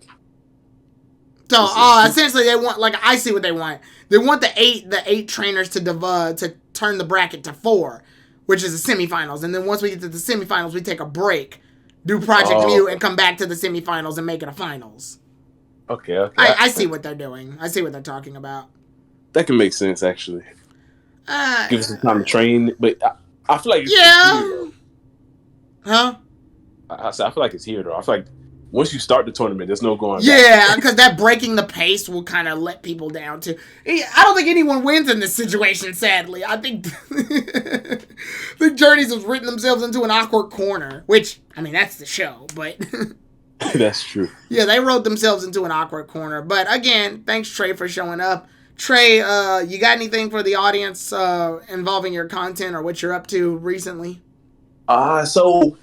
I actually may be coming back to reviewing. Like, I came back and did the Sun and Moon review. And it actually came pretty well. Like, that, it was perceived pretty well. So, I'm not going to do this today's, the most recent episode. I actually have a video planned scheduled later today, actually talking about the possible movie 24, like my hopes for that with the whole Scarlet and Violet thing. Mm-hmm. And besides that, more videos to come, throughout the weeks. Masters Aid. Mm-hmm. And the possible return of the PokeChat soon. So that I will say there that. you go. Yeah. Hell yeah. So make sure to follow Trayman1. I believe it's Trayman1 also on YouTube, right? YouTube and Twitter. Yep. Awesome. So yeah, make sure to follow Trayman1. It's spelled TRE and then MAN and then the number 1. So follow Trayman1 on YouTube. Follow his content. He does reviews. He's got PokeChats with his podcast group. Make sure you follow all those things. And as far as how we got things going on my end, later tonight, I believe Terrell will be streaming Xenoblade Chronicles. So we'll probably join him for some of those shenanigans. And then on Sunday, we've got Final Fantasy X on my channel. So make sure you check out Final Fantasy X later on at around 6 or 7 o'clock. And then on Monday, we'll be back at it with the Pokepod. Which, if you've already seen KG's reactions, you kind of know how I'm going to talk about the Reggie's episode. So, oh man, I haven't seen it, but I'm looking forward to it. Yep. Good luck with that one, Trey. You're gonna have thoughts. You're gonna have thoughts. Oh, and thank you for the chat, Aqua, Orion Sword, Mid-Matt, Donnie, Omnitrix, Serial Guy, Rosales, some of the regulars. Rex, I'm glad to see that you all were engaged in this conversation as well. Mr. X. So tune in next time. We talked about Go. We talked about Koharu. I want to talk about the Sakuragi crew, but that's not going to be... We don't have enough. We don't have enough content.